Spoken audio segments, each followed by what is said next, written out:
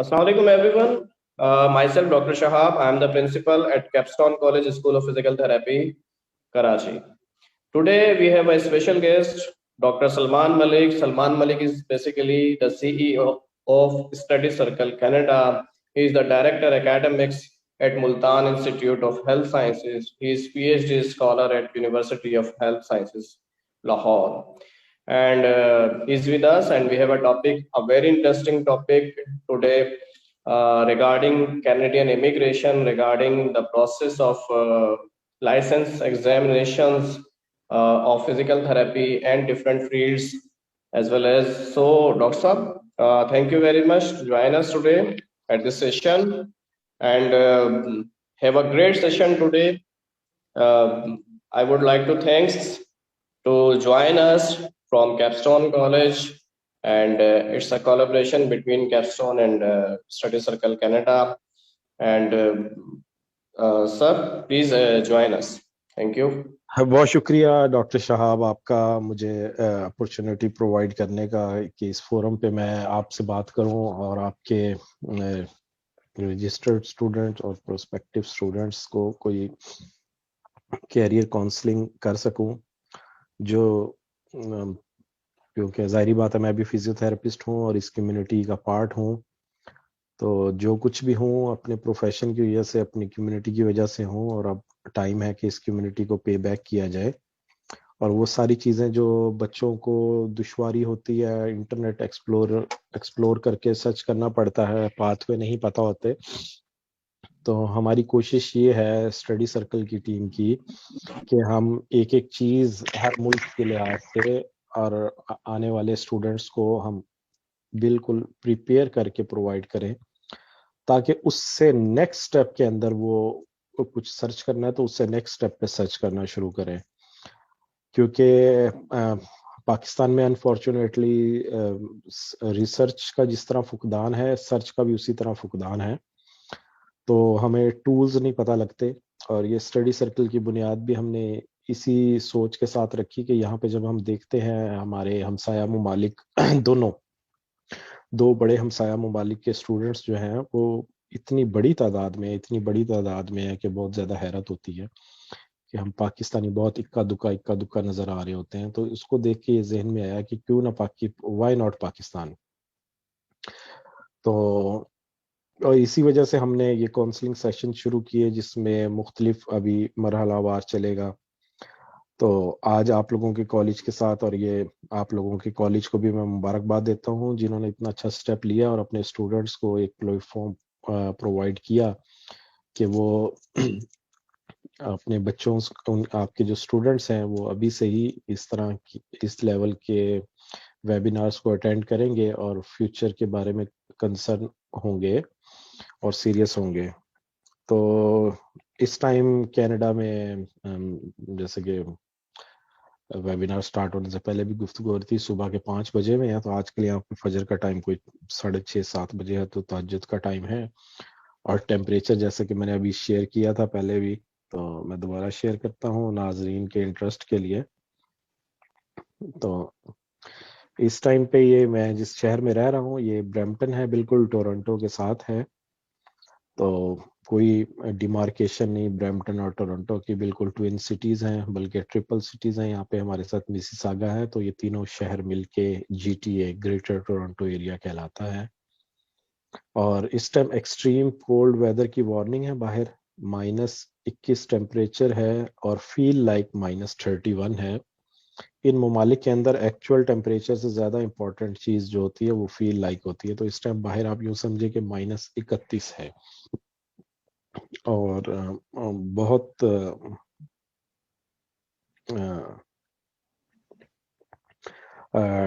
शिद्दत के मौसम के अंदर बहुत शिद्दत है बाहर, घरों के अंदर बैठे हुए तो बिल्कुल नहीं पता लगता। तो डॉक्टर साहब, सॉरी फॉर इंटरप्शन। जी I would like to thanks again कि इस पहर रात के तहज्जुद का वक्त है और आपकी डेडिकेशन सोसाइटी के लिए, फिजियोथेरेपी कम्युनिटी के लिए, और इस कोल्ड टेम्परेचर के अंदर रात के वक्त उठना और उठकर फिर लोगों की गाइडेंस के लिए आपका तैयार रहना, it's very we can say कि ये बहुत अच्छा आपका एक इकदाम है और ये हमारे आने वाले स्टूडेंट्स के लिए भी बहुत ज़्यादा बेनिफिशियल होगा आपका आज का सेशन। और इंशाल्लाह डेफिनेटली जिस तरीके से आपने कहा कि हम देखते हैं कि दूसरी कम्युनिटी के लोग या दूसरे कंट्रीज के लोग अपने लोगों के लिए करते हैं, तो हम भी कुछ पे वे करना चाहते हैं।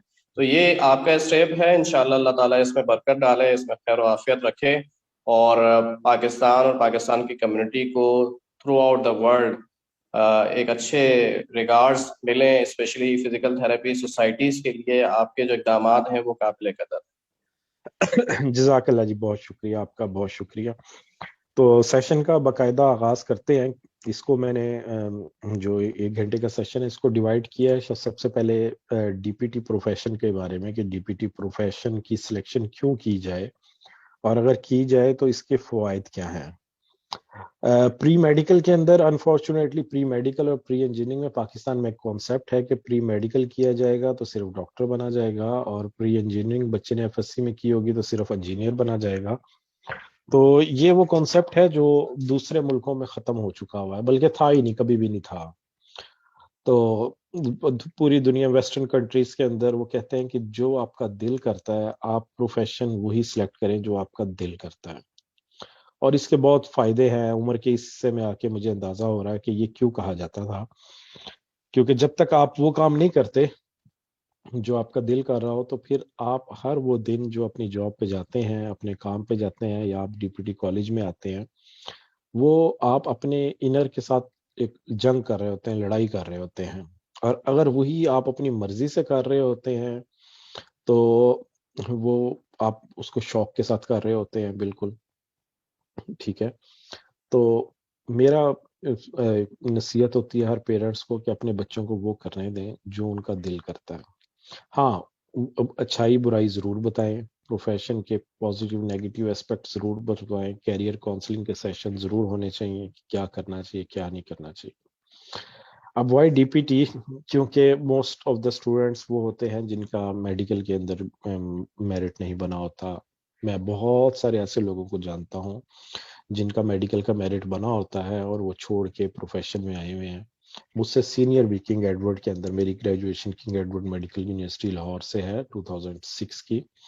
तो हमारे सीनियर्स में कई लोग ऐसे मौजूद थे जिनका उस टाइम पे एमबीबीएस के अंदर भी मेरिट आया, लेकिन क्योंकि उनके कोई अंकल मामा चाचा कोई अमेरिका में थे, इंग्लैंड में थे, कनाडा में थे और उन्होंने कहा नहीं बेटा आपने ये डिग्री नहीं करनी, आपने फिजियोथेरेपी की डिग्री करनी है और डिग्री करते ही आपने हमारे पास आ जाना है। और आज जब उन लोगों को देखते हैं तो वो बहुत अपनी यानी प्रोफेशन के अंदर वेल एस्टेब्लिश हैं, फाइनेंशियली भी, सोशली भी, इकोनॉमिकली भी। तो एमबीबीएस के बाद ये वाहिद प्रोफेशन है जिसको सिलेक्ट करने की बहुत सारी वजूहात हैं कि एक तो ये अल्हम्दुलिल्लाह 5 साल का प्रोफेशन बन चुका है जिसके टाइटल, डिग्री के टाइटल के प्रीफिक्स में डॉक्टर वर्ड भी ऐड हो चुका है। तमाम जितने भी न्यू स्टूडेंट्स हैं इनको थैंकफुल होना चाहिए हमारे सीनियर्स का जिन्होंने इसमें बहुत मेहनत की, इस नॉलेज को, इस 5 ईयर प्रोग्राम को अप्रूव करवाने की, फिर इसके टाइटल को भी अप्रूव करवाने के लिए। लाहौर की माल रोड की सड़कें हों या ऐवान बाला के सामने, पार्लियामेंट के सामने, इस्लामाबाद के अंदर धरने दिए हमारे सीनियर्स ने, हमारे कुलीग्स ने। तो पार्लियामेंट के अंदर भी बहुत ज्यादा सुर सुख यूज किया। तो हमें कभी भी उनको नहीं भूलना चाहिए, क्योंकि जो कौमें, जो ग्रुप्स अपने सीनियर्स की वर्किंग को, कुर्बानियों को नजरअंदाज करते हैं या भूल जाते हैं, उनका फ्यूचर कोई बेहतर फ्यूचर नहीं है, तारीख यही बताती है हमें। तो एक तो ये 5 ईयर प्रोग्राम है एमबीबीएस के बाद ओनली, और नहीं अब तो फार्मेसी भी आ गई। दूसरा, इसके नाम के साथ प्रीफिक्स डॉक्टर भी लगता है। अब इसमें फिर जब फार्मेसी आ गया और हमारे कंपटीटर्स दूसरे यानी प्रोफेशन, वैसे तो मेरी एक कोटेशन है कि professions can never be compared, कभी भी कोई प्रोफेशन कंपेयर नहीं होता। नंबर 2, प्रोफेशन के ऊपर हमेशा हर प्रोफेशन की पीक पे जो है वो सीट खाली होती है, वो आपका वेट कर रही होती है कि आपने आना है और आपने लेके चलना है उसको। तो फार्मेसी भी 5 साल की है और इसके बाद बीडीएस है, डेंटल सर्जरी, वो 4 इयर्स की है। तो एमबीबीएस के बाद ये वाहिद प्रोफेशन है जिसमें आप सर से लेके पाँव तक मुख्तलिफ बीमारियों का इलाज कर सकते हैं। डेंटिस्ट्री भी सिर्फ ओरल कैविटी तक महदूद हो जाती है। तो फिजियोथेरेपी एक वाइड प्रोफेशन है जिसमें आप हेडेक का ट्रीटमेंट भी कर रहे होते हैं और big toe of the foot, जो जिस्म का आखिरी हिस्सा है नीचे की साइड पे अगर आप चाहें तो उसका भी ट्रीटमेंट कर रहे होते हैं। नंबर एक। नंबर दो, ये वाहिद प्रोफेशन है एमबीबीएस के बाद जिसमें आपका और पेशेंट का एक डॉक्टर पेशेंट वाला रिलेशनशिप होता है, जो कि बड़ा मुकद्दस और बड़ा इंटरेस्टिंग भी होता है और बहुत ज्यादा अट्रैक्टिव भी बहुत ज्यादा होता है। तो ये सब चीजें जो मैं आपसे बातें शेयर कर रहा हूँ, ये सब अपने एक्सपीरियंस के साथ, अपनी क्लिनिकल प्रैक्टिस की बेस के ऊपर, ठीक है ना। और जो स्टेटस आप इंजॉय करते हैं वो उसका भी अपनी ही बात है कि जब आप किसी माजूर आदमी का सहारा बनते हैं। एक फिजियोथेरेपी ऐसा प्रोफेशन है जो फालिज ज़दा किसी को फालिज का अटैक आ जाए तो उसके अंदर भी जब फिजिशियन, कार्डियोलॉजिस्ट, न्यूरोलॉजिस्ट सबसे फारिग हो जाता है पेशेंट, तो उसको एक ही होप नजर आती है और वो आखिरी होप होती है फिजियोथेरेपी। इसी तरह किसी की टांग का खुदा न खास्ता कोई एक्सीडेंट हो जाता है और उसकी टांग काटनी पड़ जाती है, तो काटने के बाद उसके पास जो नॉर्मल लाइफ में वापस आना है, चलना फिरना है, वो सब कुछ किसकी जिम्मेदारी है? वो एक फिजियोथेरेपिस्ट की जिम्मेदारी है। इसी तरह सर्जन है तो वो अपनी सर्जरी जब कर लेता है और उसके बाद जब रिहेबिलिटेशन है, वो सारी रिहेबिलिटेशन एक फिजियोथेरेपिस्ट के जिम्मे आती है। तो इसको मैं नॉर्मली इस तरह कहता होता हूँ कि जिस तरह एक पालने वाली माँ, एक पैदा करने वाली माँ होती है और एक पालने वाली माँ है। तो कई जगह पे आप यह है कि जो कंपैरिजन करते हैं तो लोग यही कहते हैं कि पालना ज्यादा मुश्किल है, पैदा करना नो डाउट, पैदा करने की मुश्किलात सारी दुनिया को पता है, लेकिन पालना उससे भी मुश्किल है। इस पे बेतहाशा फिल्में भी बन चुकी हैं, आप लोग देख भी सकते हैं, ठीक है। तो ये इस प्रोफेशन की डिग्निटी है, ठीक है ना। जब एक फालिज का मरीज का हाथ काम करना छोड़ देता है और काम करना शुरू जब करता है तो वो सिर्फ एक फिजियोथेरेपिस्ट की वजह से होता है। और उस टाइम उसकी जो फीलिंग्स होती हैं वो आप लोग जब प्रैक्टिकल लाइफ में जाएंगे और आपको ऐसे पेशेंट मिलेंगे जो जिनका हाथ काम करना छोड़ गया था, टांग काम करनी छोड़ गई थी और वो रिहेबिलिटेशन के जरिए वापस आई, बेहतर हुआ, चलना फिरना शुरू हुआ, जो कि बिल्कुल बेड पे था मरीज। तो वो जो खुशी है ना, उस खुशी को आप सोच ही नहीं सकते। तो मैं आई विश कि आप लोग सब बहुत अच्छे क्लिनिशियन बने। तो उसके बाद जब आप लोग ये क्लिनिशियन बनेंगे और ये सब चीजें देखेंगे या आप अपनी स्टूडेंट लाइफ में भी अपने सीनियर्स को इस तरह करते देखेंगे, तो उस खुशी का जो है ना, उसका नेमुल बदल कोई भी नहीं है। तो ये इसके अलावा बहुत सारी और बीमारियां हैं, माजूर बच्चे हैं, उनकी आखिरी होप भी एक फिजियोथेरेपिस्ट होता है। पैदाइशी नकाइस हैं बहुत सारे, लिम्स की डिफॉर्मिटीज हैं, ठीक है। और कमर दर्द एक ऐसी चीज है जो रिसर्च ये बताती है कि 30 साल की उम्र तक पहुंचने तक 90% लोगों को कमर दर्द एक दफा जरूर होती है। इसी तरह गर्दन दर्द है। तो ये वो मसाइल हैं हमारी यानी फिजियोथेरेपिस्ट ने जो एड्रेस करने होते हैं, ये वो मसाइल है जो हर घर में हर फर्द के साथ पेश आना है। और उनका ट्रीटमेंट सिर्फ फिजियोथेरेपी है, उनका ट्रीटमेंट कुछ और है ही नहीं, ठीक है ना। तो ये सब चीजें हम जब हम लोग ट्रीट करते हैं तो फिर हम लोगों को जो खुशी होती है कि हमारे हाथ से ये मसला ठीक हुआ है, ठीक है ना, तो उसका अपना ही एक मजा है। तो बहरहाल it's a very noble profession जिसके अंदर आप बहुत सारी अमराज के आखिरी होप जो होती है वो सिर्फ आप लोग होती है। तो ये एक बहुत खुशी की बात है। और इसके बाद हम अब थोड़ा सा आगे चलते हैं कि अगर आपने डीपीटी कर लिया है तो इसके बाद आप क्या कर सकते हैं। डीपीटी करने के बाद बहुत सारी अपॉर्चुनिटीज फॉर्चुनेटली अब पाकिस्तान में शुरू हो गई अल्हम्दुलिल्लाह। जब हमने पास आउट किया था तब तो कोई भी अपॉर्चुनिटी नहीं थी, या बहुत ज़्यादा एक या दो अपॉर्चुनिटीज थी। लाहौर से मैंने किया था, तो जब मैं पढ़ रहा था तब कराची में एक अपॉर्चुनिटी होती थी, उसके बाद फिर लाहौर में भी शुरू हो गई अल्हम्दुलिल्लाह। फिर पब्लिक सेक्टर में ही हमारी किंग एडवर्ड मेडिकल यूनिवर्सिटी ने ही एमफिल लॉन्च कर दिया, और उसके बाद आज की डेट में आपको पता है बेपनाह मास्टर्स प्रोग्राम है, जिन मास्टर्स प्रोग्राम में आप एमएससी मस्कुलोस्केलेटन में कर सकते हैं, एमएससी कार्डियो रिहेबिलिटेशन में कर सकते हैं, आप एमएससी स्पोर्ट्स में कर सकते हैं, एमएससी पीड साइंस में कर सकते हैं, MSc women health and gynae के अंदर कर सकते हैं। तो बेतहाशा एमएससियां हैं।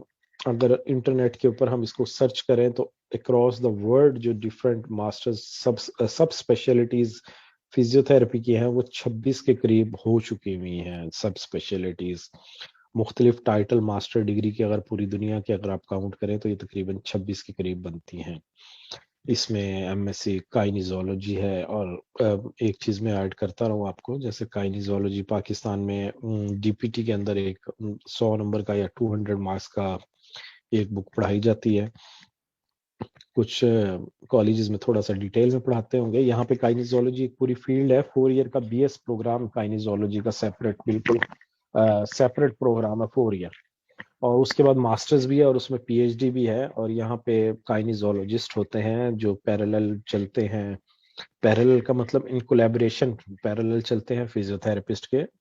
फिजियोथेरेपिस्ट को ऑगमेंट करते हैं काइनेजोलॉजिस्ट, कनाडा के अंदर स्पेसिफिकली। ये डिग्री इंग्लैंड में नहीं है, बाकी मुल्कों में नहीं है, या प्रोफेशन भी नहीं है वहाँ पे। ये वहाँ पे सिर्फ फिजियोथेरेपिस्ट ये सब कुछ करता है, लेकिन यहाँ पे फिजियोथेरेपिस्ट प्लस कैन, जिनको काइनेजोलॉजिस्ट कहते हैं, तो वो भी है। तो इसके एक सवाल आया कि व्हाट इज कायरोप्रैक्टिस या कायरोप्रैक्टरी, इसको अभी डिस्कस करते हैं हम लोग। तो 26 सबसे स्पेशलिटीज पूरी दुनिया में बन चुकी हैं। बायोमैकेनिक्स के अंदर बड़ा बहुत ज्यादा काम हो रहा है, बायोमैकेनिक्स के अंदर बाहर के मुल्कों में बहुत ज्यादा काम हो रहा है। और ये तो हो गई फिजियोथेरेपी और उसके अलाइड फिजियोथेरेपी। अब वो प्रोफेशन, कई प्रोफेशन ऐसे हैं जो फिजियोथेरेपी से रिलेटेड नहीं है, लेकिन फिजियोथेरेपिस्ट डिग्री करने के बाद उन प्रोफेशन को सिलेक्ट करके बहुत अच्छा किरदार अदा कर सकता है। मसलन एक पब्लिक हेल्थ है, मास्टर इन पब्लिक हेल्थ है, या पब्लिक हेल्थ में अंदर आप काम करते हैं। अब एक पब्लिक हेल्थ में आज तक हमेशा एमबीबीएस डॉक्टर जाते रहे हैं। आप कह सकते हैं कि एमबीबीएस जब कर लिया तो इलाज करना चाहिए, तो पब्लिक हेल्थ में क्यों गए? तो यहाँ से आपको अंदाजा होना चाहिए कि मुख्तलिफ प्रोफेशंस के अंदर आप ग्रेजुएशन करने के बाद सिर्फ जा नहीं सकते, अपना बहुत अच्छा किरदार अदा कर सकते हैं। नंबर 1। नंबर 2, और करना चाहिए मेरे नजदीक, क्योंकि ये सब एडमिनिस्ट्रेटिव फील्ड्स हैं, और एडमिनिस्ट्रेटिव फील्ड्स में जब फिजियोथेरेपिस्ट आएंगे और फिर ऊपर के लेवल तक पहुंचेंगे तो वो बेहतर पॉलिसी बना सकते हैं अपने प्रोफेशन के लिहाज से। तो ये पॉलिसी मेकर्स हैं। ये सवाल अभी हम ओपन करते हैं, चले साथ साथ कर लेते हैं। सवाल आया कि एमफिल और एमएससी में क्या फर्क है। बहुत अच्छा क्वेश्चन है, और ये जब किंग एडवर्ड में एमफिल शुरू हुआ उस टाइम ये क्वेश्चन बहुत ज्यादा बहस उठाया कि सारी दुनिया में एमएससी हो रही है तो ये किंग एडवर्ड में एमफिल क्यों शुरू हुआ है। तो उसकी एक रीजन तो ये है कि उस टाइम किंग एडवर्ड में 16 डिफरेंट प्रोफेशंस के एमफिल शुरू हो रहे थे। एक कॉमन फ्रेमवर्क था जिसमें सेमेस्टर 1 कंबाइन था 16 के 16 एमफिल का। मसलन एम हमारे साथ था MPhil, I was the first member of the first batch of MPhil of King Edward Medical University, and alhamdulillah 18 different speciality सब स्पेशलिटीज का एमफिल था, और उसमें मैं बीइंग फिजियोथेरेपिस्ट होते हुए भी मैं उसका क्लास रिप्रेजेंटेटिव, उस क्लास का मैं था अल्हम्दुलिल्लाह। उसमें एमफिल फिजियोलॉजी थी, एमफिल बायोकेमिस्ट्री थी, एमफिल फार्माकोलॉजी थी, एमफिल फोरेंसिक साइंसेज थी। इस तरह यानी 18 एमफिल थे। 3 स्पेशलिटीज डेंटिस्ट्री के थे। तो हमारा पहला जो कॉमन फ्रेमवर्क जो था वो कॉमन था। तो पहले कोई 9 मॉड्यूल्स हम सब ने सेम पढ़े थे। तो इस वजह से अप्रूवल्स लेने के लिए और शुरू करने के लिए हमने क्या करना था कि वो सेम ही एमफिल लॉन्च करना पड़ा उस टाइम की। हमारे जो डीन थे तो हमने पूरी दुनिया में सर्च किया, उस टाइम पे 3-4 ममालिक में एमफिल की डिग्री हो रही थी, न्यूजीलैंड में भी हो रही थी उस टाइम। तो मेजर इन शॉर्ट जो आंसर है वो ये है कि एमएससी जो है वो ज्यादातर नॉन रिसर्च डिग्री है और एमफिल पूरी रिसर्च डिग्री है। ज्यादातर का लफ्ज मैंने यूं इसलिए यूज किया कि बहुत सारी एमएससी डिग्रीज हैं पूरी दुनिया में जिसमें रिसर्च का एक मॉड्यूल होता है लाजमी। ठीक है, ये नहीं कहना चाहिए कि एमएससी के अंदर रिसर्च नहीं होती, बहुत छोटा मॉड्यूल होता है, लेकिन एमफिल के अंदर क्या होता है कि आपका सेकंड ईयर पूरा जो है वो रिसर्च का है। तो आप में से वो लोग जो अपने कैरियर को परस्यू करना चाहेंगे टीचिंग के अंदर, एकेडमिक्स के अंदर, उनको एमफिल करना चाहिए, उसमें रिसर्च ओरिएंटेशन ज्यादा है। और जो अपनी क्लिनिकल साइड को परस्यू करना चाहेंगे वो लोग एमएससी करेंगे इसमें। इसमें आप आज के डेट में आप लकीर खींच लें। और इससे अच्छा, पब्लिक हेल्थ पे हम लोग थे। कायरोप्रैक्टर वाला जवाब में है जो है वो बाद में देता हूँ, तो बात कहीं और निकल जाएगी। तो इसमें जो मैंने आपसे बात की कि पब्लिक हेल्थ के अंदर मास्टर इन पब्लिक हेल्थ है, मास्टर इन मैनेजमेंट है, master in health care leadership है, master in health health economics है। ये वो सारे प्रोफेशंस हैं जिन्होंने हेल्थ के पॉलिसी मेकर बनना है फ्यूचर में।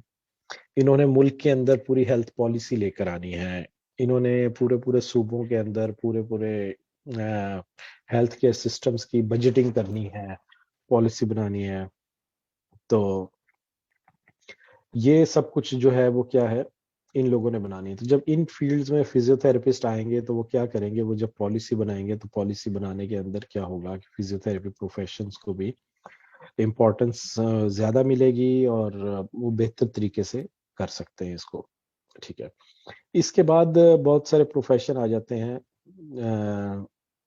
एमएससी इज एलिजिबल और not eligible teaching in Pakistan. अच्छा, इसके बाद जो occupational health and safety management है, यानी आप लोग हमेशा फिजियोथेरेपी में, अगर आप लोग, मेरे पास फिजियोथेरेपिस्ट ऐड होंगे इस सेशन में या जो सीनियर स्टूडेंट्स होंगे, हम एक चीज पढ़ते हैं, prevention is better than cure, prevention is better than cure, बार बार पढ़ते हैं, 5 साल हम यही चीज पढ़ते रहते हैं।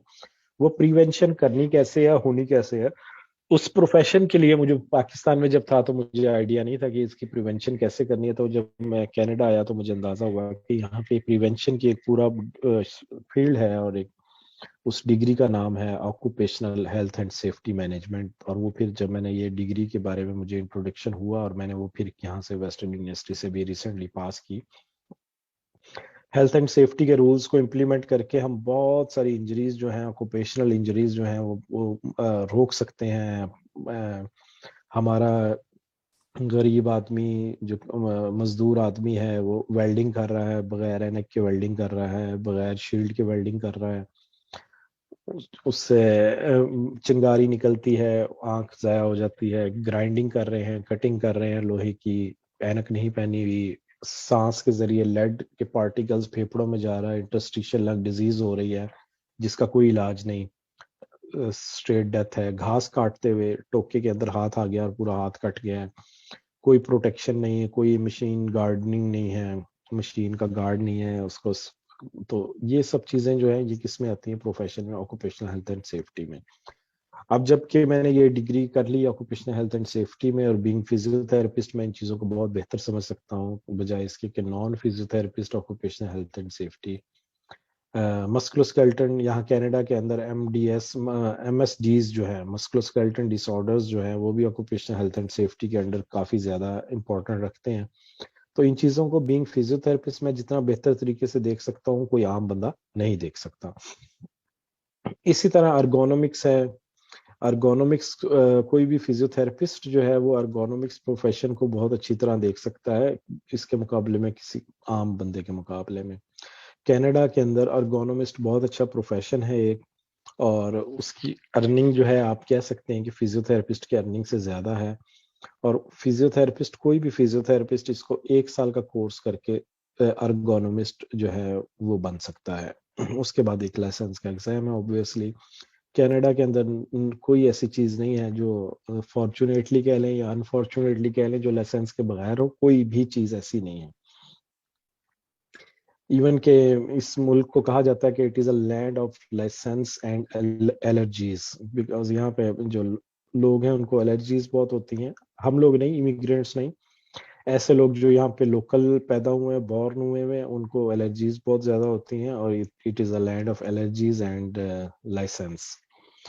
तो इवन के गार्बेज उठाने के लिए जो ट्रक आता है उसके लिए बहुत स्ट्रॉन्ग लाइसेंसेस हैं। सफाई क्लीनिंग के लिए आप आपने क्लीनिंग सर्विसेज देनी है सफाई सुथराई की, तो उसके भी लाइसेंस एग्जाम है। तो ये मैंने आपको एग्जांपल दे रहा हूँ।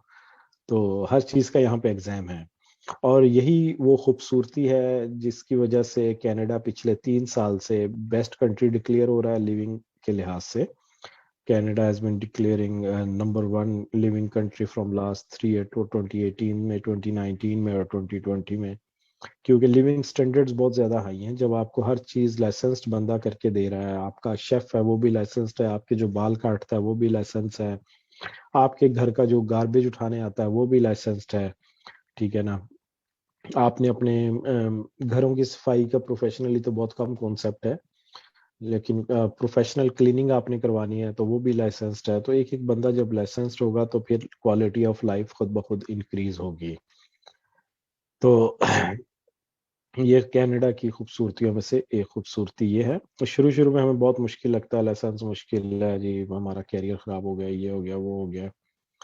तो अ, ये अच्छा जी, अर्गोनॉमिक्स मैंने आपको बता दिया। इसके बाद ऑक्यूपेशनल हेल्थ एंड सेफ्टी बता दिया। हेल्थ एंड लीडरशिप यहाँ पे एक बहुत यानी मशहूर कोर्स है, और उसको फिजियोथेरेपिस्ट कर सकता है। लेकिन उस कोर्स का ज्यादा फायदा उस टाइम होता है जब आपके पास लाइसेंस भी हो। तो जब आपके पास लाइसेंस होता है और आपके पास हेल्थ एंड लीडरशिप की डिग्री होती है, it's diploma in major colleges for 2 years, 2 साल का डिप्लोमा है। तो उसमें आपको क्या होता है कि आप एडमिनिस्ट्रेटिव सीट के ऊपर बहुत जल्दी पहुंचते हैं, आप रिहैब मैनेजर बहुत जल्दी बनते हैं, आप फिजियोथेरेपी मैनेजर बहुत बनते हैं। अच्छा, अब मैं ये कायरोप्रैक्टर के बारे में सवाल आ रहा है, 2-3 दफा सवाल आ गया कि इस Cairo what is different between chiropractor, और फिर एक सवाल आया कि कायरोप्रैक्टर लाइसेंस प्रोफेशन है। तो इसमें चैट में, हाँ जी बिल्कुल जी, physio chiro is chiropractor approved by professional regulatory regulation license. बिल्कुल जी, कायरोप्रैक्टर जो है यहाँ पे एक बहुत अच्छा और वेल रिकग्नाइज प्रोफेशन है। और कायरोप्रैक्टर जो है वो यहाँ पे जो होता है वो डॉक्टर कहलाता है एक और उसके पास फॉर्चुनेटली और अनफॉर्चुनेटली पूरे कनाडा के अंदर कायरोप्रैक्टर का सिर्फ एक कॉलेज है जिसमें एडमिशन लेना नियर टू इम्पॉसिबल होता है। यूनिवर्सिटी फिजियोथेरेपी में या कायरोप्रैक्टर में या किसी भी प्रोफेशन में जाने का तरीका मैं आपको बताता हूँ। यहाँ पे ये होता है नॉर्मली कि आपने एफएससी के बाद 4 साल का हेल्थ साइंसेज में डिग्री की होनी चाहिए। तो उसमें 90% कायरोप्रैक्टर के लिए 90% प्लस स्कोर होगा, तो फिर मेरिट आप कोई अप्लाई कर सकेंगे इसमें। तो एक तो ये चीज है। और अब मैं सवालों की तरफ आता हूँ, फिर उसके बाद हम लोग शुरू करते हैं। What is scope of chiropractor? Chiropractor का बहुत अच्छा स्कोप है कनाडा के अंदर। और जिस तरह अगर एक शहर में लेट्स सपोज 100 क्लिनिक है फिजियोथेरेपी की, तो उसमें से कोई 50 से 60 या 70% क्लिनिक्स ऐसी होती हैं जिसमें 7 कायरोप्रैक्टर भी बैठ रहा होता है। हाँ, नो डाउट कायरोप्रैक्टर की जो क्लाइंटेज है वो बहुत कम होती है एज कम्पेयर टू फिजियोथेरेपी, क्योंकि फिजियोथेरेपी की अवेयरनेस भी ज्यादा है और डॉक्टर एडवाइस भी फिजियोथेरेपी ज्यादा करते हैं। जब फिजियोथेरेपिस्ट से कोई इश्यू सॉल्व नहीं हो पा रहा होता, उसके बाद जाके वो कायरोप्रैक्टर के पास रेफर होता है। अच्छा जी, sir please guide about the immigration and licensing exam, इसको अभी डिस्कस करते हैं। एमएससी इज एलिजिबल और not teaching in Pakistan? Very good question. Pakistan के अंदर अभी इसकी कोई डिमार्केशन हुई नहीं है। इसकी डिमार्केशन ऐसे इस वजह से भी नहीं हुई कि किसी भी और प्रोफेशन के अंदर पाकिस्तान में एमएससी और एमफिल दोनों जो है वो अलग अलग नहीं हो रहे हैं।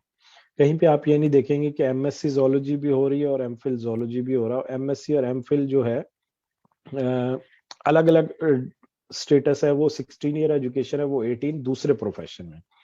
और पाकिस्तान में इसको एमएससी की बजाय मैं एमएस कहूंगा कि एमएस फिजियोथेरेपी या एमफिल फिजियोथेरेपी, क्योंकि 18 ईयर को 18 ईयर से कंपेयर किया जा सकता है, 16 ईयर को 18 ईयर से कंपेयर नहीं किया जा सकता, क्योंकि पाकिस्तान में इसकी कोई डिमार्केशन नहीं है, एचईसी की तरफ से कोई रूल्स नहीं कि आपने सिलेक्शन के लिए लेक्चरर को एमफिल होना चाहिए या एमएस होना चाहिए। तो कोई मसला नहीं है, दोनों पढ़ा सकते हैं और बहुत सारी एग्जांपल्स हैं, पढ़ा रहे भी हैं। तो इसमें कोई इतनी कोई परेशानी वाली बात नहीं। ये सिलेक्ट डिपेंड करता है आपके एम्प्लॉयर पे, आपका एम्प्लॉयर आपको सिलेक्ट करता है कि नहीं करता। तो इसका सिंपल जवाब है कि एलिजिबल है, बिल्कुल जी एलिजिबल है। अगर कोई बाहर एमएससी के लिए ऑन स्कॉलरशिप अप्लाई करना हो तो डायरेक्ट डीपीटी के बाद कर सकते हैं या ड्यूरिंग हाउस जॉब और हाउस जॉब के बाद। अच्छा बेटा, इसमें मैं एक चीज बताऊं आपको कि एक चीज आप क्लियर समझें कि कनाडा के अंदर आप एमएससी फिजियोथेरेपी में एडमिशन नहीं ले सकते। उसकी वजह यह है, डायरेक्ट उसकी वजह यह है कि फिजियोथेरेपी एमएससी में एडमिशन लेने के लिए आपको लाइसेंस होना बहुत ज़रूरी है। लाइसेंस का एग्जाम पास होना बहुत ज़रूरी है, क्योंकि एमएससी फिजियोथेरेपी में आपने मरीज को हाथ लगाना है और मरीज को हाथ लगाने के लिए आपके पास लाइसेंस का एग्जाम होगा। तो आप पाकिस्तान में बैठ के एमएससी फिजियोथेरेपी में दाखिला नहीं ले सकते। आप किस में करेंगे? एमएससी रिहेबिलिटेशन में ले सकते हैं और एमएससी काइनेजोलॉजी में ले सकते हैं और बाकी चीज़ों में ले सकते हैं, नो डाउट। ठीक है, उसके लिए स्कॉलरशिप के लिए आपको अप्लाई फाइनल ईयर के लास्ट सेमेस्टर से मेरा ख्याल है अप्लाई करना शुरू कर देना चाहिए। और स्कॉलरशिप के लिए आपके पास आइल्स में 7+ स्कोर होना चाहिए, आइल्स एकेडमिक्स में, और आपके जो थ्रू आउट जीपीए जा रहा होगा वो 3.7 से अबव होना चाहिए आइडियली। इससे नीचे पे स्कॉलरशिप मिलना कनाडा के अंदर मुश्किल है। अच्छा जी,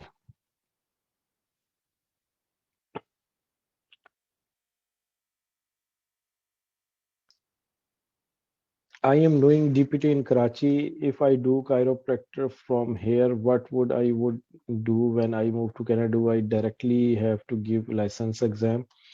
देखिए, ये क्वेश्चन आ गया कायरोप्रैक्टर से रिलेटेड। इसका राइट नाउ मैं बिल्कुल 100% आंसर नहीं दे सकता, क्योंकि मुझे नहीं पता अभी chiropractor if I do chiropractory from here, chiropractor की कोई भी रिकॉग्नाइज डिग्री मेरा नहीं ख्याल कि अभी पाकिस्तान में कोई शुरू हुई है। तो आप ये मुझसे रब्ता किएगा इनबॉक्स में, तो फिर हम इसको चेक करके आपको बाद में बता सकते हैं कि आपको यहाँ पे सिर्फ लाइसेंस देना पड़ेगा।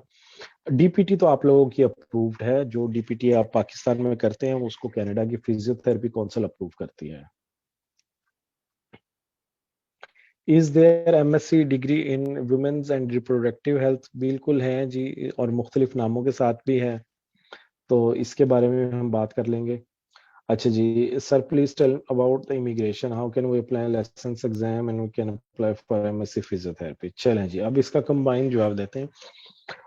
कनाडा एक कंट्री ऑफ इमिग्रेंट्स हैं, जिसमें फेडरल गवर्नमेंट ने कमिट किया है कि 4 लाख इमिग्रेंट हर साल लेंगे फ्रॉम 2022 टू ऑनवर्ड। इवन के 2021 में भी 4 लाख लोगों को इमिग्रेशन मिली है।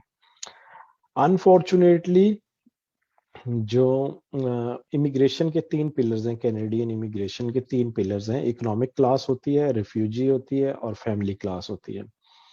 कि फैमिली मेंबर्स की इमिग्रेशन होती है या जो महाजरीन है, कहीं जंग चल रही है, अब जैसे अभी रिसेंटली अफगानिस्तान में हुआ तो अफगानिस्तान के रिफ्यूजी आना शुरू हो गए हैं, पहले सीरिया था उनके रिफ्यूजी आ रहे थे। एक इकोनॉमिक्स क्लास है। अब इकोनॉमिक क्लास में फेडरल स्किल्ड वर्कर जो है वो सबसे ज्यादा इमिग्रेंट्स को लेकर आती थी। तो और उसके लिए सबसे मशहूर तरीका है जिसमें लोग आते हैं वो फेडरल स्किल्ड वर्कर, FSW जिसको कहते हैं, जिसका स्कोर बनता है, मेरिट बनता है और ड्रॉ निकलते हैं। तो अनफॉर्चुनेटली पिछले 1-1.5 साल से उसका ड्रॉ नहीं निकल रहा कोविड की वजह से। और जो कनाडा में मौजूद लोग थे लीगल तरीके से, मसलन वो स्टूडेंट वीजे पे थे या वो वर्क वीजे पे थे, और उन्होंने अपने केसेस को परसू करना था फॉर इमिग्रेशन, उनकी ठकाठक इमिग्रेशन हो रही है। तो इस टाइम 2 किस्म के वीजे ओपन है। एक वीजा ओपन है, इमीडिएट फैमिली मेंबर का विजिट वीजा ओपन है कि आप अपने पेरेंट्स को बुला सकते हैं या अपने चिल्ड्रंस को बुला सकते हैं। अभी रिसेंटली मैंने अपनी मदर को बुलाया जैसे। दूसरा तरीका ये है कि आप स्टूडेंट वीजे को सबसे ज्यादा अप्रिशिएट किया जा रहा है, तो क्योंकि स्टूडेंट्स जो हैं वो बहुत ज्यादा इकोनॉमी पे असर करते हैं। कनाडा की इंडस्ट्री के अंदर एजुकेशन एक बहुत बड़ी इंडस्ट्री है। फॉरेन स्टूडेंट जब आता है तो अपने कॉलेज की फीस भी लेकर आता है और अपने एक साल के खर्चे भी लेकर आता है, तो उससे काफी यहाँ इकोनॉमी जो है बूस्ट होती है। तो फेडरल स्किल्ड के लिए एक पॉइंट्स होते हैं। सबसे पहले आपको 100 में से 67 पॉइंट्स को पूरा करना होता है। उसमें आपके तालीम, सबसे पहले आपकी एज के नंबर होते हैं, उसके बाद आपकी तालीम के नंबर हैं कि आपकी डिग्री का लेवल क्या है और आइल्स क्या है, और एक्सपीरियंस। ये चार मेजर चीजें हैं। इसके अलावा और भी पॉइंट्स हैं लेकिन मेजर चार ये है। तो इसमें मैं बिल्कुल सादा तरीके से एग्जैक्ट 100% नहीं बताता अभी आपको। सादा तरीके से जिसमें सबके सवालों के जवाब निकल आए वो ये हैं कि 30 साल के बाद हर साल का इमिग्रेशन के आपके 5 पॉइंट्स कम हो जाते हैं। तो good thing is for all those peoples who are thinking to come in Canada for through the immigration, अगर वो 30 साल से छोटे हैं तो उनके स्कोर मैक्सिमम होंगे। जैसे ही आपकी एज 31 साल होती है आपके हर साल के 5 पॉइंट्स कम हो जाते हैं। अगर आपकी एज 30 साल से कम है और आपके पास मास्टर डिग्री है और आपके पास 3 साल से ज्यादा एक्सपीरियंस है और आपका आइल्स का स्कोर 8777 है, 8 in listening, 777 in rest of the three segments of the IELTS, तब आपका स्कोर तकरीबन होगा 420 430 FSW में, फेडरल स्किल वर्कर में। जो लास्ट टाइम 1-1.5 साल पहले ड्रॉ हुआ था उसमें जो मेरिट बना था इट वाज 459। तो आपको 459 करने के लिए क्या करना पड़ेगा, या तो आपको कोई रिलेटिव ढूंढना पड़ेगा इधर, 15 नंबर उसके मिल सकते हैं। अगर वो भी नहीं होता फिर आपको क्या करना पड़ेगा, आपके पास मास्टर डिग्री के अलावा कोई और डिग्री भी होनी चाहिए, या आपका आइल्ट्स टेट्रा 8 होना चाहिए, या आपके पास कैनेडियन एक्सपीरियंस होना चाहिए, या आपके पास कैनेडियन स्टडी होनी चाहिए, या आपके पास कैनेडियन एक्सपीरियंस हो गया, स्टडी हो गई, या कैनेडियन वर्क परमिट होना चाहिए आपके पास। तो उससे क्या होगा, कैनेडियन इन सब से आपको 50 नंबर मिल जाएंगे किसी एक से भी। तो ये इन चीजों को पूरा करने के लिए जो इस टाइम पूरी दुनिया में सबसे ज्यादा लोग कर रहे हैं वो स्टूडेंट वीजे पे आ रहे हैं। नंबर 1 वीजा भी लग रहा है, नंबर 2 जब आप यहाँ आके पढ़ते हैं और पढ़ने के बाद पोस्ट ग्रेजुएट वर्क परमिट लेते हैं तो आपके पास कैनेडियन एजुकेशन भी आ जाती है, कैनेडियन एक्सपीरियंस भी आ जाता है, तो आपके पॉइंट्स ये जो है 500 प्लस चले जाते हैं और फिर आपका एक्सप्रेस एंट्री के अंदर स्कोर बहुत अच्छा बन जाता है और आप इमिग्रेशन हो जाती है। तो ये मैं आपको बताता हूँ। अब मैं आता हूँ स्टूडेंट वीजे की तरफ ताकि आपको उसका भी पता लगे कि स्टूडेंट वीजा, कोई भी स्टूडेंट जिसने कनाडा में आना है 1 साल के कोर्स के लिए, तो ऐसे तमाम स्टूडेंट्स जो 1 साल के कोर्स के लिए आएंगे उनको 1 साल का वर्क परमिट मिलेगा अपनी तालीम कंप्लीट होने के बाद। अगर वो 2 साल के लिए आएंगे तो उनको 3 साल का वर्क परमिट मिलेगा। तो आप किसी भी कोर्स में 2 साल के लिए आए, 2 साल आप वो रहे, उसके बाद 3 साल का आपको वर्क परमिट मिला, तो आपका क्या हो जाएगा, 2 साल की उस डिग्री के पॉइंट्स भी ऐड हो जाएंगे और आपका 3 साल का जो लोकल एक्सपीरियंस होगा वो भी काउंट होगा, तो आपके पॉइंट्स जो है वो बहुत ज्यादा ऊपर चले जाएंगे। तो इस वजह से आपकी इमिग्रेशन जो है वो मोर एंड लेस 99% कंफर्म होती है स्टूडेंट वीजे पे आने के बाद। अब किन कोर्सेज में आया जाए, ये सवाल मुझसे बहुत ज्यादा पूछा जाता है कि किन कोर्सेज में आया जाए और कैसे आया जाए। पाकिस्तान में बैठ के फिजियोथेरेपिस्ट की सिर्फ एक सोच है, उसके अलावा मुझे आज तक कोई सोच नहीं मिली। बहुत रेयर होते हैं जिनकी सोच होती है कि हमने एमएससी फिजियोथेरेपी में आना है। इस टाइम आप भी जितने लोग बैठे होंगे ये सोच रहे हैं हमने एमएससी फिजियोथेरेपी में आना है, और आप लोगों को स्ट्रेट जवाब है कि आप लोग एमएससी फिजियोथेरेपी में आ ही नहीं सकते हैं। तो जिस शोबे में आप आ ही नहीं सकते, जिस डिग्री में आप आ ही नहीं सकते, तो आज से उसको सोचना बंद कर दें। ठीक है, एक तो चीज ये, दूसरी चीज है कि एमएससी फिजियोथेरेपी में लाइसेंस की जरूरत है, और लाइसेंस आपके पास होगा भी सही तो एमएससी फिजियोथेरेपी में एडमिशन बहुत मुश्किल है। यहाँ पे 95% स्कोर आपका हो या 90% स्कोर हो तो फिर आपकी एप्लीकेशन सिर्फ एक्सेप्ट होती है। और उस तीसरा नंबर पे आ जाती है फीस। एमएससी फिजियोथेरेपी की फीस बहुत ज्यादा है, कम से कम $40,000 एक साल की फीस है, जो कि पाकिस्तान में 50-60 लाख रुपया एक साल का बनता है। तो मेन मकसद आप लोगों में से 99% लोगों का कनाडा में इमिग्रेशन का होगा, आके अपने कैरियर को परसू करना होगा, फिजियोथेरेपिस्ट बनने का होगा, होना भी चाहिए। लेकिन उसके लिए एमएससी फिजियोथेरेपी जिसको आप रास्ता समझ रहे हैं तो वो आपका रास्ता नहीं है, ये चीज आज आप अपने जहनों में बिठा लें। हाँ, अब कैसे आना है? एक साल की जो कॉलेज की फीस है वो $14,000 से ले, depending upon province to province. ये ओंटारियो सूबा जिसमें मैं इस टाइम का कैपिटल टोरंटो है, इस सूबे के अंदर जो कॉलेज की फीस है वो $14,000 से लेके $18,000 तक एक साल की फीस है। अगर आप इसी सूबे में थोड़ा सा दूर चले जाएं, बिल्कुल मज़ाफात में 6 घंटे दूर सेंटर से, तो वहाँ कहीं आपको 13,500 की भी शायद कोई कॉलेज मिल जाए, अदरवाइज 14,000 प्लस है। बाकी जितने भी बड़े सूबे हैं जैसे ब्रिटिश कोलंबिया है जिसका कैपिटल वैंकूवर है, एल्बर्टा है, कैलगरी है, मैनिटोबा है, यहाँ पे आपको रिलेटिवली वैंकूवर में आपको सेम रेट्स मिलेंगे ब्रिटिश कोलंबिया में ओंटारियो जितने। बाकी सूबों में 2-3 हजार, 12,000, 13,000 का कॉलेज भी मिल जाएगा। कुछ यहाँ पे अटलांटिक प्रोविंसेस हैं 4, न्यू ब्रांसविक है, नोवा स्कॉशिया है, न्यू फिनलैंड एंड लेब्राडोर है, जो कि बहुत ज्यादा यानी अटलांटिक ओशन के साथ अटैच हैं जजीर। और उनके अंदर क्या है कि कॉलेज की फीस, कुछ कॉलेजेस में आपको 7-7, 8-8 हजार भी एक साल की फीस मिलेगी। तो और गवर्नमेंट के कॉलेजेस होंगे, ये नहीं कि प्राइवेट कॉलेजेस होंगे, गवर्नमेंट के कॉलेजेस होंगे, लेकिन क्योंकि वहाँ पे रोजगार के मौके जो हैं वो कम है। टोरंटो के अंदर, यहाँ जीटीए के अंदर ग्रेटर टोरंटो एरिया में आज आप लैंड करें तो कल आपको जॉब्स अवेलेबल होती है, तो उन जगहों पे ये जॉब्स अवेलेबल नहीं है।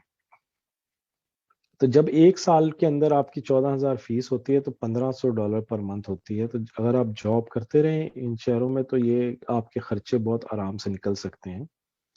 दूसरा तरीका ये होता है कनाडा, दूसरी चीज जो इम्पोर्टेंट है, $10,000 GIC अकाउंट में गारंटीड इन्वेस्टमेंट सर्टिफिकेट में आपके $10,000 जमा होने जरूरी है आपको वीजा की एप्लीकेशन देने से पहले। ये आपके पाकिस्तान में अकाउंट से कनाडा के अकाउंट में एक डिपॉजिट आएगा, स्टूडेंट अपने नाम से बनवाएगा, कोई और नहीं बनवा सकता उसको, और ये बच्चे के ही पैसे होंगे, जमा करवाने आपको जरूरी होंगे। उसके बाद लैंड होते ही अगले दिन आपको $2,000 मिल जाएगा पहले दिन, बाकी आपको हर महीने 680 करके मिलते रहेंगे। ये इसलिए है कि पाकिस्तान, पहले स्टूडेंट्स इस तरह करते थे, पूरी दुनिया से अपनी बड़ी स्ट्रॉन्ग बैंक स्टेटमेंट शो कर देते थे और कहते थे कि हमारे पास अपना लिविंग एक्सपेंस है, लेकिन यहाँ लैंड होने के बाद वो नहीं होता था। तो अब हुकूमत ये गारंटी लेती है कि आपके पास एक साल के लिविंग एक्सपेंस होने चाहिए। तो ऐसे लोग जो एक साल की फीस दे सकते हैं सिर्फ, उनको मैं रिकमेंड करूंगा कि वो एक साल के कोर्स में दाखिला लेकर आ जाएं। बेतहाशा कोर्स है और फिजियोथेरेपी से रिलेटेड कोर्स है। पहले साल का खर्चा 14 से 18,000 कॉलेज की फीस प्लस 10,000 जो बैंक में आपने रखवाया। और अगर एक साल के कोर्स के बाद आप देखते हैं कि आपको एक साल का वर्क परमिट मिलेगा और आपके पॉइंट्स पूरे नहीं होंगे, तो आप फौरन दूसरे साल का कोर्स में दाखिला ले लें। या जो लोग इंटरेस्टेड हैं पहले से ही कि 2 साल के किसी कोर्स को पसंद किया है तो वो 2 साल में आए तो 3 साल का कोर्स ले लें। क्योंकि स्टडीज के बाद जो वर्क परमिट मिलता है ये लाइफ में एक दफा मिलता है, चाहे वो आप एक साल का वेल कर लें चाहे 3 साल का वेल कर लें, आप स्टडी तो बार बार कर सकते हैं, लेकिन पोस्ट ग्रेजुएट वर्क परमिट आपको लाइफ में सिर्फ एक दफा मिलता है, उसके बाद सारी उम्र कभी नहीं मिल सकता। तो पहले साल की डिग्री करने के बाद आप अपने इमिग्रेशन कंसल्टेंट से मशवरा करेंगे, अपनी फैमिली से मशवरा करेंगे कि क्या मैंने एक साल के पोस्ट ग्रेजुएट वर्क परमिट के लिए अप्लाई करना है या मैंने दोबारा एक और डिग्री करनी है या एक और डिप्लोमा करना है। तो ये आपका खर्चा है 14 + 10 यानी 24,000 से लेके 28,000 तक एक साल का डॉलर का खर्चा है। और इसके बाद आपके पॉइंट्स जो हैं वो काफी हद तक जो है वो पूरे हो जाएंगे। अच्छा जी, इसके बाद ये मैंने इमिग्रेशन और स्टूडेंट वीजे के हवाले से बता दिया। How can we apply lessons in Canada so we can apply for MSc physiotherapy. हाँ, अभी रिसेंटली कोविड की वजह से पिछले एक साल से फॉर्चुनेटली आप लोग अपने पाकिस्तान में बैठ के फिजियोथेरेपी के एग्जाम के 3 कंपोनेंट्स हैं कनाडा के अंदर। पहला कंपोनेंट है एवेल्युएशन, जो आप अपनी डिग्रियां और अपने डॉक्यूमेंट्स भेजते हैं और उसकी एवेल्युएशन होती है और वो आपको एलिजिबल करार देते हैं कि आप रिटन एग्जाम दे सकते हैं। तो सेकंड स्टेप जो है वो रिटन एग्जाम है। उसके बाद जो नेक्स्ट स्टेप है वो क्लिनिकल एग्जाम। तो रिटन एग्जाम इस टाइम आप पाकिस्तान से बैठ के, खुशखबरी आप लोगों के लिए ये है कि आप दे सकते हैं। दूसरी खुशखबरी ये है कि अभी कल ही यहाँ पे जो CPAR है, कैनेडियन कॉलेज ऑफ, जो काउंसिल कह सकते हैं आप इन शॉर्ट, उसने एक नोटिफिकेशन जारी किया है कि अब वो लाइसेंस का एग्जाम खुद नहीं लेगी, क्लिनिकल का हर सूबा लेगा। अभी उस पर बहस चल रही है क्या होगा क्या नहीं होगा। तो रिटन एग्जाम आप पाकिस्तान में बैठ के दे सकते हैं, उसके लिए कोई टेंशन नहीं है। और उसके से फायदा ये होता है कि रिटन एग्जाम के बाद आपको रेजिडेंट फिजियोथेरेपिस्ट जो है वो जॉब्स, बहुत अच्छी अपॉर्चुनिटीज मिल जाती हैं। तो आपको वर्क वीजा मिल सकता है, आपको कोई भी एम्प्लॉयर बुला सकता है। नॉर्मली जो एम्प्लॉयर वर्क परमिट वगैरह करते हैं वो बहुत ज्यादा एक्सपेंसिव होता है, लेकिन इस तरीके से आप बहुत आराम से आ सकते हैं। तो जो लोग सीरियस हैं आने के लिए, उनको मैं स्ट्रांगली रिकमेंड करूंगा कि अपनी डॉक्यूमेंटेशन एवेल्युएशन फौरन करवाएं और उसके बाद रिटन टेस्ट को पाकिस्तान में बैठ के अवेल करें। ये बहुत बड़ी फैसिलिटी है। यहाँ पे बैठ के ये सब कुछ करना बहुत एक्सपेंसिव है। जब आपके खर्चे डॉलर्स में हो रहे होते हैं तो आपको कमाना भी डॉलर्स में पड़ता है, तो बहुत मेहनत करनी पड़ती है। पाकिस्तान में बैठे बैठे ये बहुत इजीली कर सकते हैं। अब इसमें आप लोगों के, बहुत सारे लोगों में सवाल आएगा कि एवेल्युएशन का प्रोसेस क्या है। थोड़ा सा तो मैंने आपको बता दिया। डिटेल आप हमारे स्टडी सर्कल के पेज को ज्वाइन कर लें। नेक्स्ट वीक में, बल्कि नेक्स्ट वीक में हम 2 बहुत बड़े एक्सपर्ट्स जो हैं उनको लेकर आ रहे हैं लाइव। पूरा 1 आवर या 1.5 आवर का सेशन सिर्फ कैनेडियन एवेल्युएशन प्रोसेस के ऊपर होगा और एग्जाम के ऊपर होगा, रिटन एग्जाम के ऊपर और क्लिनिकल एग्जाम के ऊपर, कि उनकी क्या टिप्स हैं, उनको कैसे किया जाए और कैसे पास किया जाए। तो 2 एक्सपर्ट्स हमारे आ रहे हैं जो लाइसेंस्ड फिजियोथेरेपिस्ट हैं कनाडा में, और बल्कि उनमें से एक जो है उन्होंने FCAM PT भी किया है, लेवल 4 तक पहुंच गए हैं। पहले पाकिस्तानी हैं जो लेवल 4 तक पहुंच चुके हुए हैं। ये क्लिनिकल फिजियोथेरेपी के अंदर दुनिया की सबसे बड़ी डिग्री है। ये PhD से भी ऊपर की डिग्री है, FCAM PT कनाडा। तो इसके अलावा कोई सवाल पूछना चाहें आप लोगों में से तो प्लीज पूछिए, क्योंकि मैं मुख्तसर मैंने, अच्छा ये अब सैयदा फरवा जैदी ने जो सवाल किया है, how can we apply lessons in Canada so we can apply for MSc physiotherapy. अच्छा, ये मैं आप लोगों को पहले से बता रहा हूँ कि हम पाकिस्तान में बैठ के सिर्फ ये सोचते हैं कि हमने सिर्फ MSc फिजियोथेरेपी करनी, कुछ और नहीं करना। तो मैं आपको जैसे बता चुका हूँ कि आपने फिजियोथेरेपिस्ट बनना है और कनाडा में आना है। मुझे अभी कनाडा में कोई भी फिजियोथेरेपिस्ट फिजिकली मैं आज तक किसी को नहीं मिला जिसने MSc की हो यहाँ से। उसकी वजह यह है कि यहाँ पे क्लिनिकल साइड पे पैसा ज्यादा है, टीचिंग साइड पे पैसा कम है बहुत। तो और क्लिनिकल साइड पे आप MSc फिजियोथेरेपी कर लें या PhD फिजियोथेरेपी भी कर लें, आपकी सैलरी में कोई फर्क नहीं पड़ता। तो आप 60 लाख रुपए की एक डिग्री क्यों करेंगी जब आपकी सैलरी में फर्क ही नहीं आएगा। एक नॉर्मल सा क्वेश्चन है कि आप 60-70 लाख रुपए की डिग्री क्यों करना चाह रही हैं जबकि आपको कोई फर्क ही नहीं पड़ेगा आपकी सैलरी में। कॉमन क्वेश्चन है। इंसान नॉलेज अपडेट करता है, 2-3 चीजें होती हैं उसमें, एक जो होता है वो जाहिर बात है इनकम। हाँ, अगर आपको बहुत ज्यादा शौक है और बहुत ज्यादा डेडिकेटेड है, मैं डिस्करेज नहीं करूंगा, आप लाइसेंस जरूर लें और MSc फिजियोथेरेपी जरूर करें। आखिर आप लोगों की तरफ से ये सवाल उठना चाहिए कि आखिर एमएससी फिजियोथेरेपी जो कर रहे हैं वो भी तो फिजियोथेरेपिस्ट हैं और वो क्यों कर रहे हैं। तो बहुत वैलिड सवाल है। बहुत लिमिटेड से लोग हैं करते हैं, बिल्कुल करते हैं रिसर्च के, क्योंकि जिसने रिसर्च करनी है, कई लोग हैं वो कहते हैं हमने क्लिनिकल साइड पे जाना ही नहीं, हमने रहना ही टीचिंग पे। तो उन लोगों के लिए मैं ज़रूर एनकरेज करूंगा कि अगर आप फाइनेंशियली इस चीज़ को और एजुकेशनली अफोर्ड कर सकते हैं तो आप ज़रूर करें। जी, और कोई सवाल करना चाहेंगे? कोई सवाल मिस तो नहीं हो गया?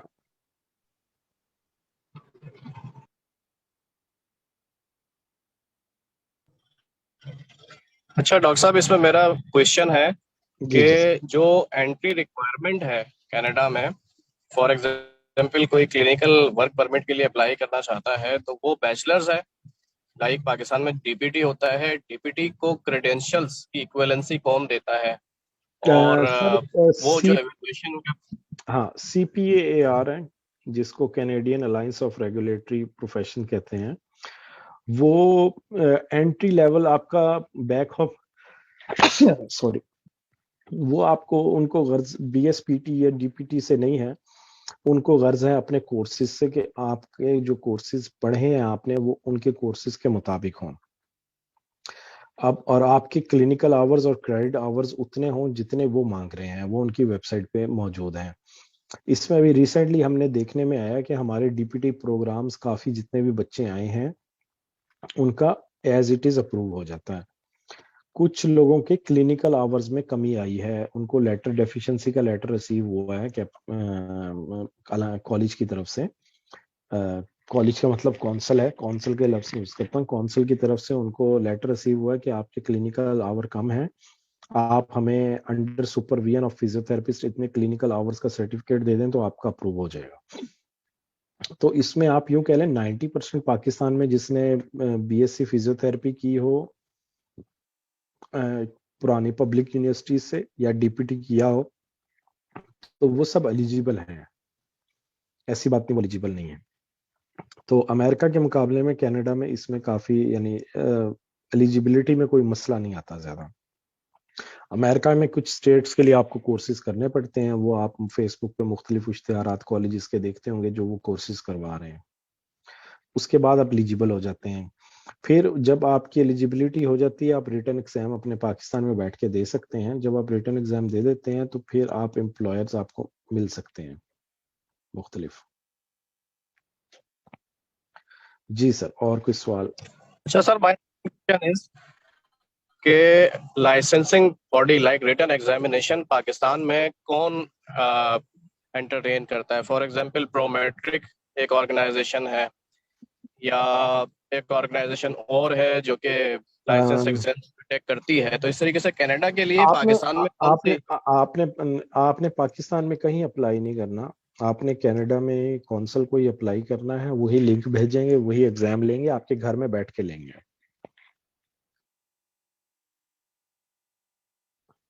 आप अपने घर में बैठ के दे सकते हैं एग्जाम, लेकिन उसकी चेक एंड बैलेंस को इतना कि ज्यादा होता है कि आप उसमें कुछ भी नहीं कर सकते, यानी अनफेयर मीन आप यूज ही नहीं कर सकते किसी भी तरह से।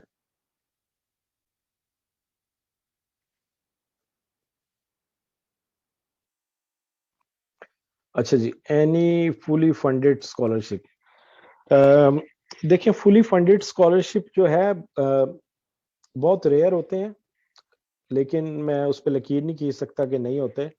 होते हैं, बहुत रेयर होते हैं। और उनको आपने ज्यादातर जो होते हैं वो परमानेंट रेजिडेंट या सिटीजन्स के लिए होते हैं, जो यहाँ के रहायशी हैं उनके लिए। इंटरनेशनल स्टूडेंट्स के लिए भी होते हैं, लेकिन उसमें बहुत आपकी एक्स्ट्रा ऑर्डिनरी जो है वो सलाहियतें हों और सुपरवाइजर के साथ आपकी लाइन सेट हो जाए। अभी एक लाहौर की एक स्टूडेंट्स हैं, उन्होंने DPT किया था और यहाँ पे MSc रिहेबिलिटेशन के अंदर वो बहुत अच्छे स्कॉलरशिप, ना कि फुल ब्राइट सिर्फ स्कॉलरशिप है, बल्कि उनको खाने पीने का और एक्सपेंसेस का भी बहुत ज्यादा स्कॉलरशिप मिल रहा है। वो भी हमारे पैनल पे है इंशाल्लाह। 3 वीक्स या 4 वीक्स के बाद उनका लाइव सेशन होगा स्टडी सर्कल की पेज पे इंशाल्लाह। तो वो गाइड करेंगे आपको फुल ब्राइट स्कॉलरशिप के ऊपर।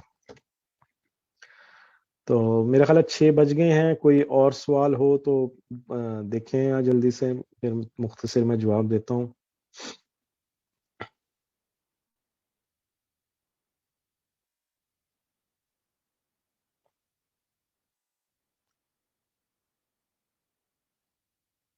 Dr. Saab, I think you've answered a lot of questions, mashallah. So I think we can conclude. Dr. Shahab, if you would like to uh, say some concluding remarks. Sir, just give me a minute.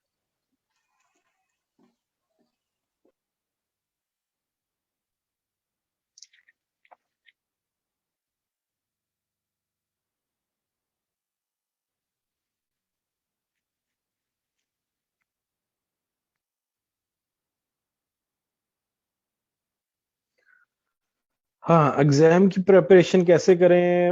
How do we get citizenship with working in Canada as PT? हाँ, citizenship तो मैंने आपको बताया ना। Citizenship के 2 rules हैं जी। आपके पास permanent residency होने के बाद 1000 दिन हो तो आप सिटीजनशिप हो जाते हैं। तो जब आप यहाँ पे एज अ फिजियोथेरेपिस्ट किसी भी स्टूडेंट पे आएंगे, स्टूडेंट इसके लिए आपको फिजियोथेरेपिस्ट होना जरूरी नहीं है सिटीजनशिप के लिए। आप स्टडी वीजे पे आएंगे, उसके बाद आपका वर्क परमिट पे कन्वर्ट होगा। वर्क परमिट के बाद आप परमानेंट रेजिडेंट के लिए अप्लाई करेंगे। और परमानेंट रेजिडेंट का मतलब मोर एंड लेस सिटीजन ही होता है, सिर्फ पासपोर्ट नहीं होता, बाकी आपके राइट सेम ही होते हैं। ठीक है ना? तो जब आपको उसके बाद आपके डेज पूरे होंगे 1000 दिन, तो वो आपको पासपोर्ट मिल जाएगा। एग्जाम की प्रिपरेशन कैसे करें? सैर असलम, आपका सवाल है, बहुत डिटेल जवाब है इसका। इसके लिए मैंने आपको बताया है कि नेक्स्ट वीक तक stay tune on the page of study circle. तो हमारे 2 एक्सपर्ट्स उसमें आएंगे, वो इसका जवाब देंगे आपको। Sir, someone has told me that there is possible to do final year in Canada by immigration policy. Is there right or wrong? नहीं बेटा, ऐसी कोई पॉलिसी नहीं है कि फाइनल ईयर आप कनाडा में कर सकते हैं। कनाडा ऐसा मुल्क है, आपकी कोई भी डिग्री को एक्सेप्ट नहीं करता, ये सॉरी एक्सेप्ट करता है, क्रेडिट ट्रांसफर नहीं करता। क्रेडिट ट्रांसफर नहीं करता। हाँ, आपकी लेकिन इसका आप अपनी जो स्टडीज कोई भी करके आते हैं, आप कॉलेजेस में दिखाते हैं कि मैं ये पढ़ के आया हूँ, उसके बाद वो आपको एग्जाम्प्ट करके कुछ टाइम पीरियड दे देंगे कि आप इस टाइम पीरियड में आप दोबारा ये डिग्री हमारे पास करें। हम आपको लेट्स सपोज 4 ईयर बैचलर है occupational health and safety management में, यहाँ पे रायरसन कॉलेज करवाती है। तो एक डाउ यूनिवर्सिटी के कराची के ग्रेजुएट हैं, उन्होंने एमबीबीएस भी किया हुआ है, मास्टर इन पब्लिक हेल्थ भी किया हुआ है। तो उनको उस यूनिवर्सिटी ने कहा कि आपको 2 साल की बजाय, हम 4 साल की बजाय आप 2 साल हमारे पास पढ़े तो हम आपको ये 4 ईयर की डिग्री दे सकते हैं। तो वो 4 ईयर की डिग्री उनको 2 ईयर्स में मिल गई। ये तो हो सकता है।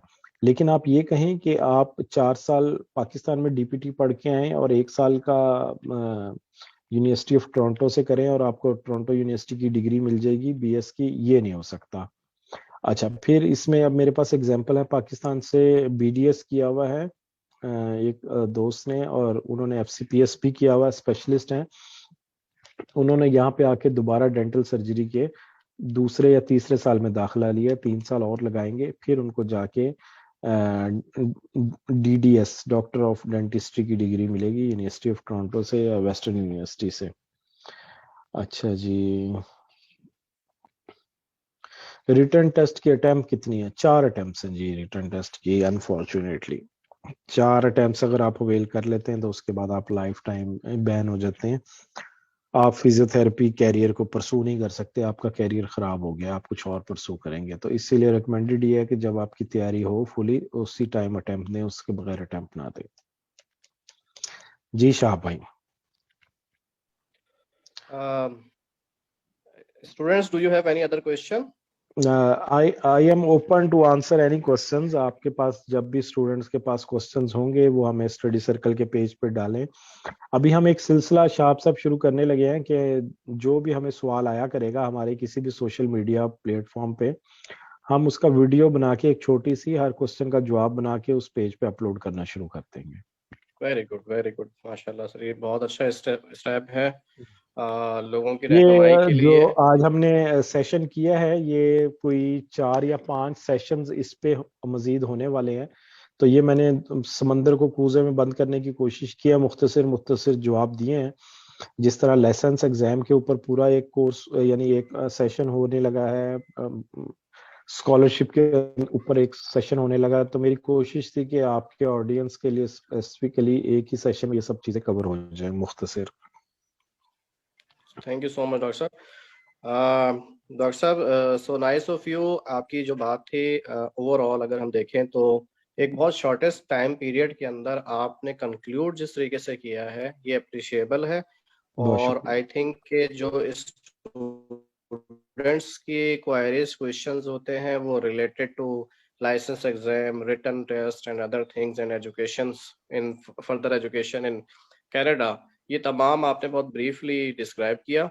और आई होप के स्टूडेंट्स को इससे बहुत ज़्यादा फायदा होने वाला है। इसको हम इंशाल्लाह अपने पेज पर अपलोड भी कर रहे हैं, एज वेल एज इंशाल्लाह।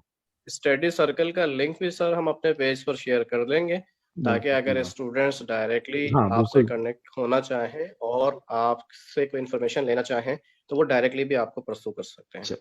बहुत एंड शुक्रिया। थैंक यू डॉक्टर साहब for your thank time, okay जी, स्पेशली लाइक दिस, बहुत कि अच्छा इतना लगा जी आपके टेम्परेचर। साथ सबके साथ बात करके, बहुत अच्छा लगा। सवाल बहुत वैलिड सवाल थे, यही सवाल पूछे जाते हैं नॉर्मली, और we are happy to help to answer every questions. ठीक है जी। थैंक यू डॉक्टर साहब, थैंक यू, ओके जी, जज़ाकल्लाह। अल्लाह हाफिज। We will have more session, inshallah. We will stay connected and even ये जो आज का सेशन हुआ है इसने मेरे अंदर भी एक दोबारा एक मैं कह सकता हूँ कि रोशनी की एक किरण जगा दी है कि माशाल्लाह, मतलब जिस तरीके से आपने इसको क्लैरिफाई किया है ये लोगों के लिए मशाल राह है और लोग इससे ज़रूर अपने आगे के कैरियर्स को परस्यू कर सकेंगे। लाइक बहुत सारी फील्ड्स पाकिस्तान में टिपिकली मस्कुलोस्केलेटल न्यूरोलॉजिकल का ज्यादा रुझान है, लेकिन जिस तरीके से आपने बताया कि ये लफ्ज एर्गोनॉमिक मैंने इम्पोर्टेंट है। ये लफ्ज मैंने यहाँ पे आके सुनने बंद कर दिए हैं, मुझे नहीं मिल मुझे इनकी बाज़गश्त नहीं मिलती इन लफ्जों की यहाँ पे। राइट, तो एर्गोनॉमिक्स इटसेल्फ एक फील्ड है, बायोमैकेनिक्स इटसेल्फ एक आर्गोनोमिक, फील्ड है। देखें, पूरी दुनिया में सबसे ज्यादा जहाँ पे रिफाइंड काम होता है किसी चीज का, लाइसेंसिंग प्रिसाइज होती है, वो कनाडा है। तो राइट, कनाडा एक वाहिद मुल्क है, अभी शायद कोई और भी हो, जिसमें आर्गोनोमिक एक बहुत बिल्कुल अलग लाइन है। फिजियोथेरेपिस्ट का कोई लेना देना नहीं, कोई ठेकेदारी नहीं है, बिल्कुल सेपरेट सही, डिग्री है। ठीक है, और सेपरेट लाइन है। और क्योंकि ह्यूमन राइट्स बहुत ज्यादा है, वर्कर्स के, एम्प्लॉयज के राइट बहुत ज्यादा है, तो यहाँ पे अर्गोनोमिस्ट बड़ी बड़ी कंपनियों में होने बहुत जरूरी हैं। तो बहुत अच्छा स्कोप है इस चीज का, अर्गोनोमिस्ट का ना स्कोप बहुत अच्छा है। माशाल्लाह। तो ये डिफरेंट ठीक है फील्ड्स जी। हैं जिसको स्टूडेंट परस्यू कर सकता है। आई होप के स्टूडेंट्स की क्वायरीज क्वेश्चंस रिजॉल्व हो गए होंगे। फर्दर इंशाल्लाह stay tune on study circle in Capstone College, और जो भी हमसे डेफिनेटली फील्ड के लिए जो बेनिफिट्स हो सकते हैं, जो काम हमसे हो सकता है, हम वो कर रहे हैं। और आगे भी हमारे इसी तरीके से सीरीज रहेंगी। डॉक्टर सलमान भी हमारे साथ इंशाल्लाह कनेक्टेड हैं। डॉक्टर साहब बहुत शुक्रिया अगेन, आपने अपना टाइम दिया। मैं फिर दोबारा कहूँगा, आपने इतने कोल्ड वेदर में और इतना अर्ली मॉर्निंग ये टाइम दिया। ये हम even I was not supposed कि ये इस टाइम पे हम लोग कनेक्टेड हो रहे हैं। And thank you so much doctor साहब। ओके जी, अल्लाह हाफिज। अल्लाह हाफिज।